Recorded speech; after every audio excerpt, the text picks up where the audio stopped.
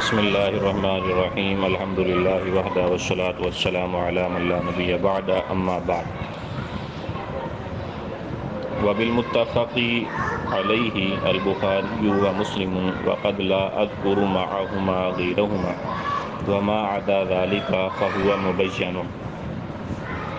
اور متفق علیہ سے میری مراد یا متفق علیہ سے میری مراد بخاری اور مسلم ہے۔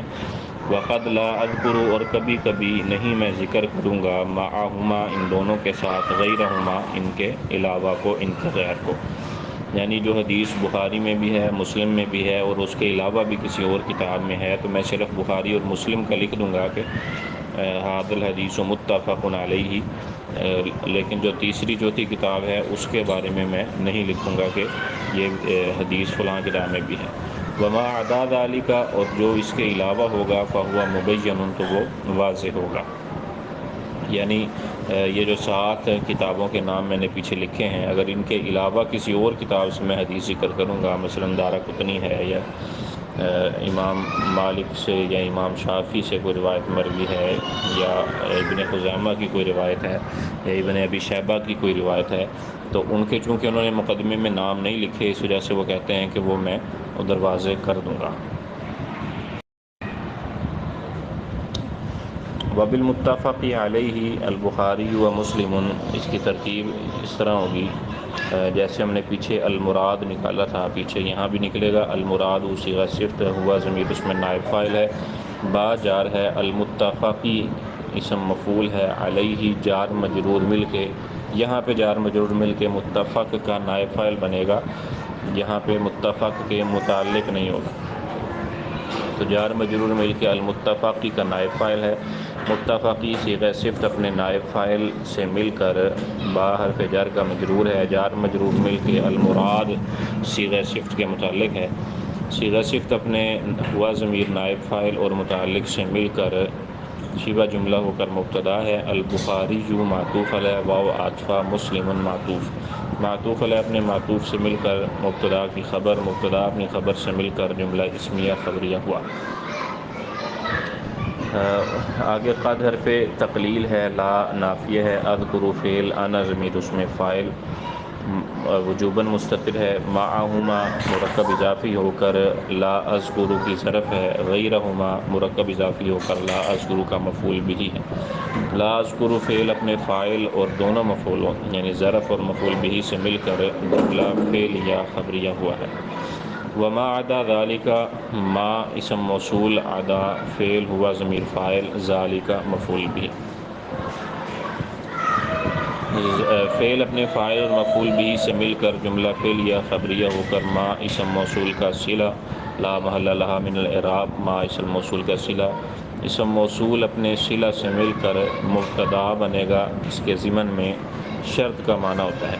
یعنی اسے کہتے ہیں مبتدا متضمن بمعنی شرط، فا جزائیہ ہے، ہوا پھر مبتدا ہے، مبین خبر ہے، مبتدا خبر مل کے جملہ اسمیہ خبریہ ہو کر پچھلے مبتدا کی خبر متضمن بمعنی جزا،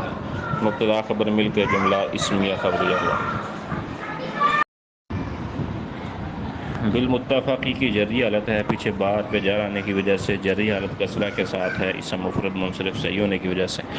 البخاری خبر بننے کی وجہ سے مرفوع ہے، رفیع حالت ضمہ کے ساتھ ہے، اسم مفرد منصرف صحیح ہے، مسلم یہ بخاری کا معطوف ہے اس وجہ سے رفیع حالت ہے ضمہ لفظی کے ساتھ، لا اذکر کی رفیع حالت ہے، پیچھے کوئی عامل ناصب یا جازم نہیں ہے اس وجہ سے رفیع حالت ضمہ کے ساتھ ہے، یہ افعال اربعہ صحیح الآخر ہے، مع یہ اسم ظرف ہے، اسم جامد ہے اور یہ اسی طرح مع ظرف مبنی برفتح ہی پڑھی جاتی ہے، ہما ضمیر یہ مضاف الیہ ہونے کی وجہ سے، ویسے تو اسم مبنی ہے کیونکہ ضمیریں ساری مبنی ہوتی ہیں لیکن مضاف الیہ ہونے کی وجہ سے محلاً مجرور ہے، غیرہ یہ لا اذکر کا مفعول ہونے کی وجہ سے منصوب ہے، اسم مفرد منصرف صحیح ہونے کی وجہ سے اس کی رفعی حالت فتح کے ساتھ آئی، ہما ضمیر یہ مضاف الیہ ہونے کی وجہ سے محلاً مجرور ہے، ویسے اس کا کوئی اعراب نہیں ہے کیونکہ یہ مبنی ہے، عدا جو ہے یہ فعل ماضی ہے اور بلکہ اس سے پہلے ما جو ہے یہ اسم موصول ہے، مبنی ہے، محلاً مرفوع ہے مبتدا ہونے کی وجہ سے، ادا جو ہے یہ موصول کا صلہ ہونے کی وجہ سے اس کا محلی اعراب نہیں ہے، ویسے فعل ماضی ہے، مبنی ہے، کوئی اعراب نہیں ہے۔ ذالک کا اسم اشارہ ہے، مبنی ہے، محلاً یہ منصوب ہے ادا کا مفعول ہونے کی وجہ سے، ہوا یہ مبنی ہے، اسم ضمیر ہے، اور محلاً مرفوع ہے مبتدا ہونے کی وجہ سے، اور مبین اس کی رفع حالت ہے، ہوا مبتدا کی خبر ہونے کی وجہ سے، رفع حالت ضمہ کے ساتھ ہے، اسم مفرد منصرف صحیح ہونے کی وجہ سے۔ لفظ متفقن کوئی بھی صیغہ نہیں ہوتا، کیونکہ یہ لازم ہے، اور لازم باب جب تک ساتھ صلہ نہ آئے تو یعنی مبنی للمفعول صیغے میں جو مجہول کے صیغے ہوتے ہیں یا اسم مفعول کے صیغے ہوتے ہیں، ان میں جب تک صلہ نہ آئے تو تب تک ان کا کوئی معنی بھی نہیں بنتا اور کوئی صیغہ بھی نہیں بنتا۔ تو یہ متفق کوئی صیغہ نہیں ہے جب تک اس کے ساتھ علیہ نہیں لگے گا، یا علیہما نہیں لگے گا، یا علیہم نہیں لگے گا۔ اسی طرح غیر المغضوب علیہم ولا الضالین اس کی مثال ہے۔ اب المغضوب کوئی پوچھے کوئی کیا صیغہ ہے، تو یہ المغضوب کوئی لفظ ہی نہیں،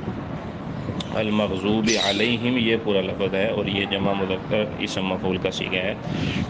اور اسی طرح المتفق علیہ واحد مذکر اسم مفعول ہے، باب افتعال ہے، واو فا قاف اس کا مادہ ہے، ہفت اقسام میں مثال واوی ہے۔ البخاری یہ واحد مذکر اسم منصوب ہے، مسلم واحد مذکر اسم فاعل ہے، ویسے تو اسم جامد ہے لیکن واحد مذکر اسم فاعل کا صیغہ بھی بنتا ہے، اسم فاعل باب فعال سے، سین لام میم مادہ۔ لا اذکر واحد متکلم فعل مضارع منفی معروف، باب نصر ینصر، دال کاف را مادہ ہے، ہفت اقسام میں سالم ہے۔ مع یہ اسم ظرف ہے، اسم جامد ہے، ہما بھی ضمیر ہے جامد ہے، غیر یہ بھی اسم جامد ہے، ہما یہ بھی ضمیر اسم جامد ہے۔ وما عدا ذالک، عدا یہ واحد مذکر غائب فعل ماضی معروف ہے، باب نصر ینصر عین دال واو مادہ ہے، ذالک اسم اشارہ ہے، مبنی ہے، واحد مذکر اسم اشارہ ہے، ہوا مبتدا یہاں پہ اسم ضمیر ہے واحد مذکر کی، مبین یہ دو صیغے بن سکتے ہیں، مبین پڑھیں گے تو واحد مذکر اسم مفعول کا، اور مبین پڑھیں گے تو واحد مذکر اسم فاعل کا، دونوں طرح پڑھنا جائز ہے۔ تو باب تبیین تفعیل ہے، با یا نون اس کا مادہ ہے، ہفت اقسام میں اجوفی آئی ہے۔